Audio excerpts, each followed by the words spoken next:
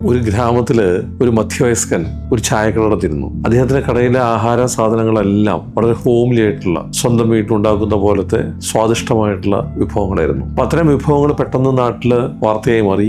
വലിയ രീതിയിലുള്ള സെയിൽ അവിടെ ലഭിച്ചു. അങ്ങനെ നാട്ടിൽ വളരെ പേരും പെരുമയുമുള്ള ഒരു ഹോട്ടലായിട്ട്, നല്ലൊരു റെസ്റ്റോറൻ്റായിട്ട് മാറി. അങ്ങനെ ഇരിക്കുകയാണ് അദ്ദേഹം മകനെ പഠിപ്പിച്ച് MBA ഒക്കെ എടുപ്പിച്ച് ഫുഡ് ടെക്നോളജി എല്ലാം പഠിപ്പിച്ച് ഹോട്ടൽ ബിസിനസ്സിലേക്ക് കൊണ്ടുവരുന്നത്. അങ്ങനെ മകൻ വന്നു. വളരെ അധ്വാനശീലനായിട്ടുള്ള മകൻ തന്നെയാണ്. ആ മകനും ആ ബിസിനസ്സിൽ ജോയിൻ ചെയ്തു. അങ്ങനെ അച്ഛനും മകനും കൂടെ ബിസിനസ് നടത്തിക്കൊണ്ടിരിക്കുമ്പോൾ ഒരു വ്യത്യാസം മാത്രമേ ഉള്ളൂ അച്ഛനും മകനും തമ്മിൽ.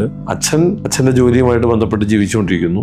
മകൻ കുറച്ചുകൂടി ലോകപരിചയമുള്ള ആളായിട്ട് മാറി. അങ്ങനെ ഒരു ദിവസം അച്ഛനോട് മകൻ വന്നിട്ട് പറയുകയാണ്, അച്ഛാ, മാന്ദ്യം വരുന്നു. ഞാൻ പത്രത്തിൽ നിന്ന് TV നിന്നെല്ലാം പരിശോധിച്ചു, ഇന്റർനെറ്റിലെല്ലാം പരതി. വളരെ കറക്റ്റാണ്. അമേരിക്കയിൽ മാന്ദ്യം എത്തി. അധികം വൈകാതെ കേരളത്തിലും മാന്ദ്യം എത്തും. അപ്പൊ അന്ന് വൈകുന്നേരം മാർക്കറ്റിൽ സാധനങ്ങൾ മേടിക്കാൻ പോയ പിതാവ് മകൻ പറഞ്ഞാലേ എന്ന് കരുതിയിട്ട് തൽക്കാലം എല്ലാ സാധനവും കുറച്ച് വാങ്ങിക്കാം എന്ന് കരുതി. അങ്ങനെ എല്ലാ ദിവസവും മേടിക്കുന്നതിനെക്കാട്ടിലും ഏകദേശം ഒരു 60% സാധനവും വാങ്ങിച്ചിട്ടാണ് അദ്ദേഹം തിരികെ അന്ന് കടയിലെത്തിയത്. പിറ്റേ ദിവസം വൈകുന്നേരം കട പൂട്ടി പോകുമ്പോൾ അദ്ദേഹം പറഞ്ഞു, നീ പറഞ്ഞത് ശരിയാണ്, ഇന്ന് നമ്മുടെ വരുമാനം ഏകദേശം 60% ഉള്ളൂ. സാധാരണ കിട്ടുന്ന ഒരു 10,000 രൂപയുടെ സെയിലിന് പകരം ഇന്നലെ 6,000 രൂപ നമുക്ക് ലഭിച്ചിട്ടുള്ളൂ. എങ്ങനെയാണ് മാന്ദ്യം വരുന്നതെന്ന് പല ബിസിനസ്സുകാരും സംശയിക്കുമ്പോൾ ഇതിലും വ്യക്തമായിട്ട് എങ്ങനെയാണ് മാന്ദ്യം വരുന്നത് എന്ന് മനസ്സിലാക്കി തരാൻ പറ്റുന്ന ഒരു കഥ പോലും ഞാൻ ഒരുപാട് അന്വേഷിച്ചിട്ട് കണ്ടില്ല. മാന്ദ്യം സ്വയം ഉണ്ടാവുന്നതല്ല, അത് പലപ്പോഴും സൃഷ്ടിക്കപ്പെടുന്നതിനാണ്.